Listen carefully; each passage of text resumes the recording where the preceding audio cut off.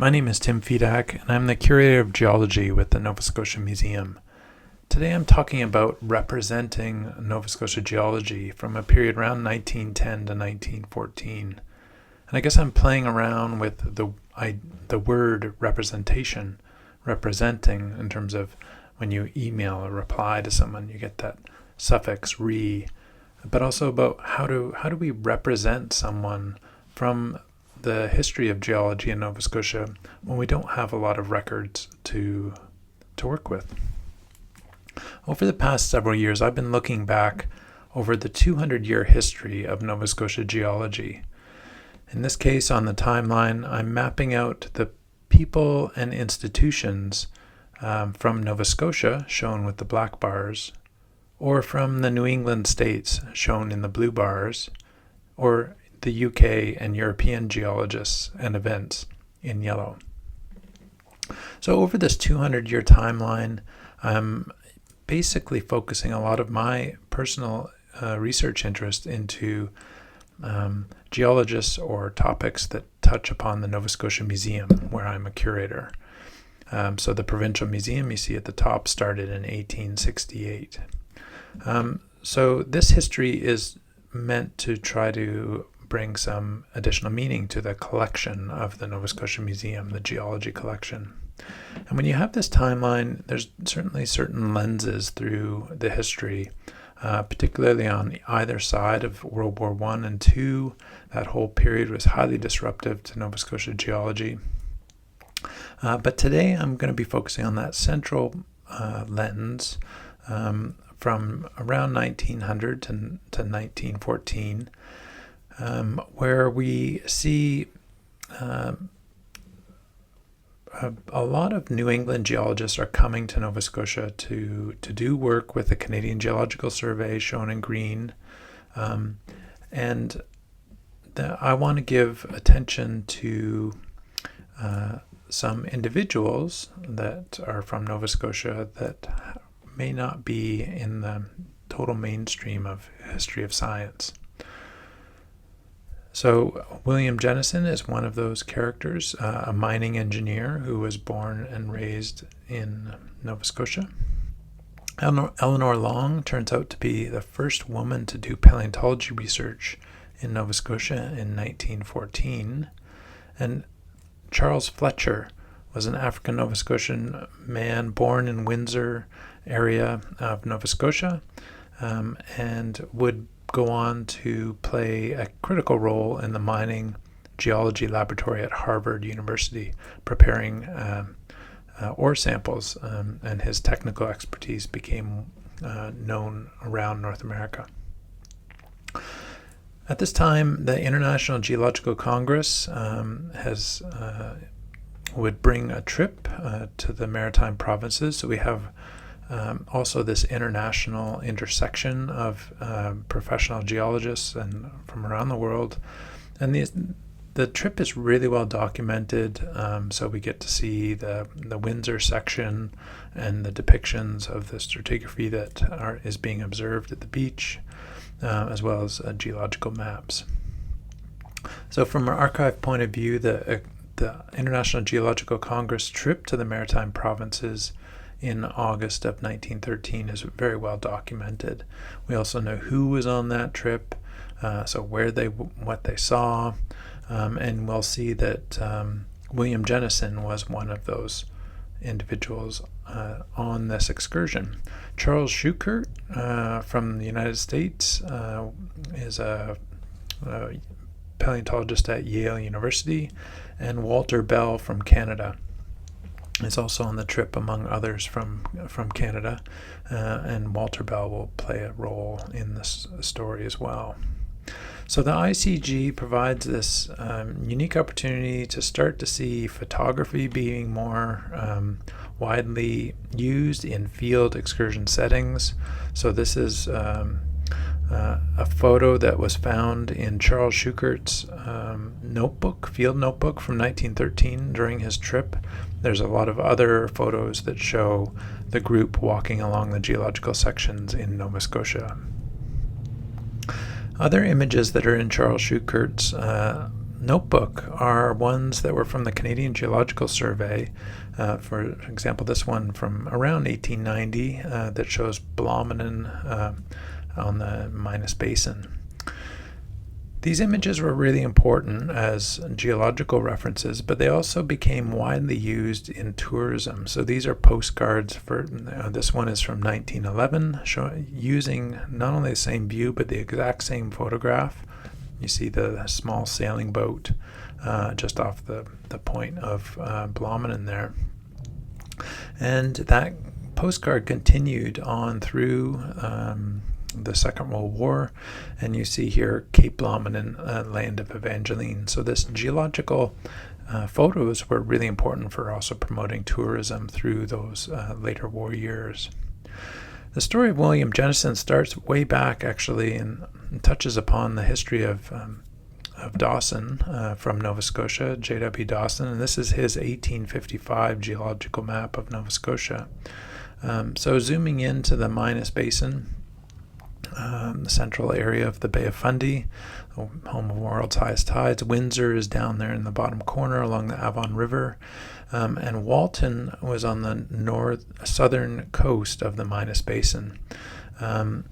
So Walton is where William Jennison was born. He went to Walton High School, and he entered King's College perhaps a little later in life in 1886, and received an honorary mining engineer degree in 1906.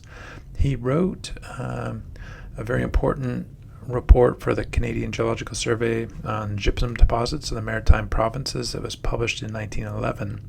That was one of the photos from his report.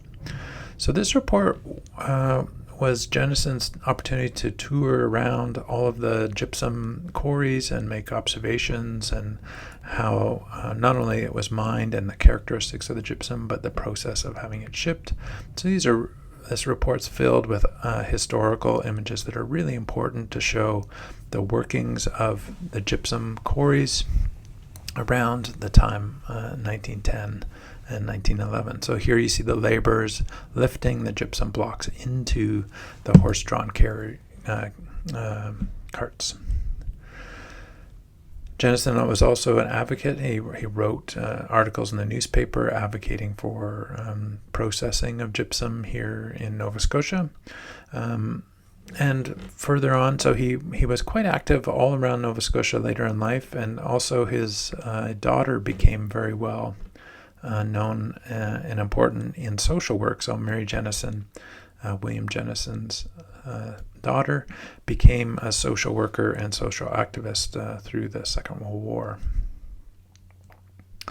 So as part of the International Geological Congress trip to Nova Scotia, this is some photos of the group at Joggins Beach enjoying lunch. Joggins now a UNESCO World Heritage Site, so Jennison would have been among the crowd. And Jennison would have been among this crowd, again, the International Geological Congress touring a gypsum quarry. So I don't have a photo of William Jennison that has confirmed portrait of him or any image of him, so I'm assuming one of these men might be him. Eleanor Long was not at the International Geological Congress, but she plays an important role in the history of Nova Scotia around this time. As it turns out, she visited Windsor, Nova Scotia around 1914, or in 1914, probably around May time. And following up on the popularity of Windsor from the International Geological Congress, you see other geologists are visiting the Victoria Hotel in Windsor. So here again is Charles Schukert's name in the visitor book from May of 1914.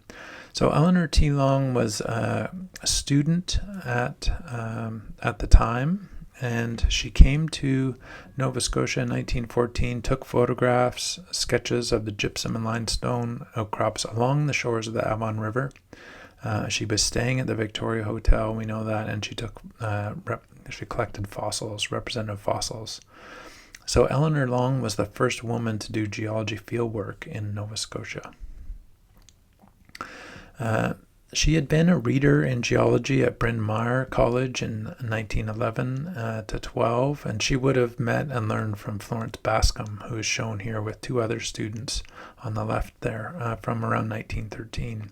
So again, I don't have a photo of Eleanor Long, so this photo of students with Florence Bascom, the first woman to work with the United States Geological Survey, becomes a stand-in for what Eleanor represented.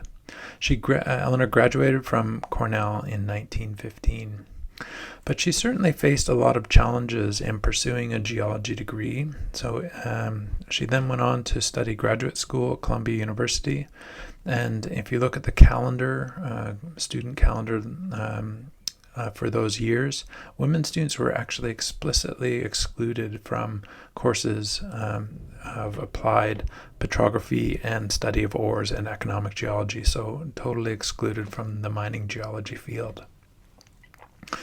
Tragically, Eleanor took her own life in 1922, and there was a fellowship offered at Cornell in her memory. And also the donation to Cornell involved the donation of her fossil collection and notes, which were then accepted by Walter Bell and written up in 1929 as a summary paper of her work and findings in Windsor in a tribute to her. And he also took one of her fossils and named gastropod Werthernia longi after her in her honor. The Eleanor Tatum Long Fellowship has also continued, so there's probably 100 structural geologists that have benefited from her memory at Cornell since 1923. So the next story we have is Charles Fletcher, and he was born, he's about 10 years younger than Eleanor. He was born in Windsor, or just outside of Windsor, a year before the Windsor fire. His father, George Fletcher, was actually somewhat implicated, but proven innocent and freed of charges in that fire. A very dramatic, devastating fire wiped out much of the town, and there was fundraising across North America for it at the time. So this is the context where Charles Fletcher grew up just a year after, born just a year before, I guess, the Great Windsor Fire.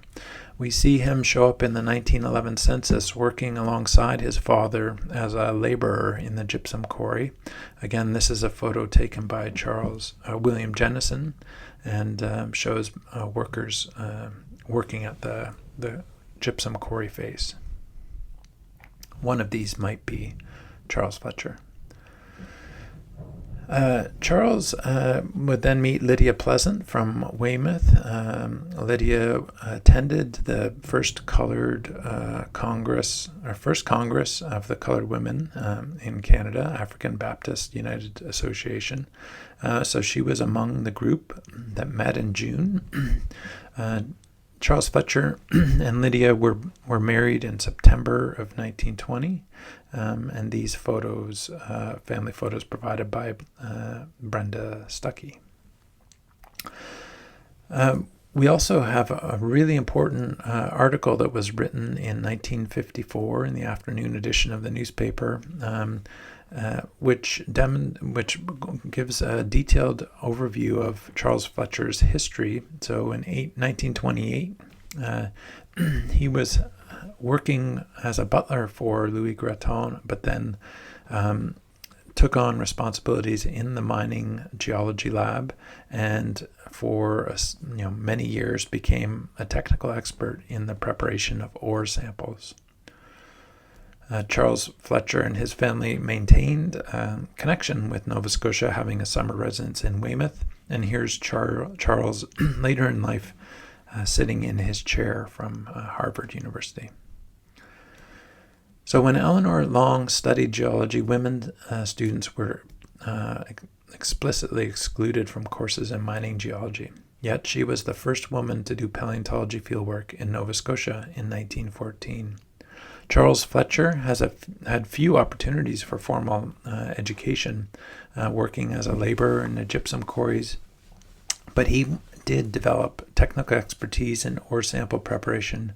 That was the foundation work of all Harvard projects at that time. And William Jennison had the good fortune to have an education at King's College and built knowledge of mining engineering. He worked on major projects around the province, wrote reports, including the Gypsum of Maritimes in 1911. So with these stories, I hope to give some opportunity for reflection of the wider spectrum of the culture of geology that surrounded the various topics in Nova Scotia's history from around the just before the start of the First World War. Thank you.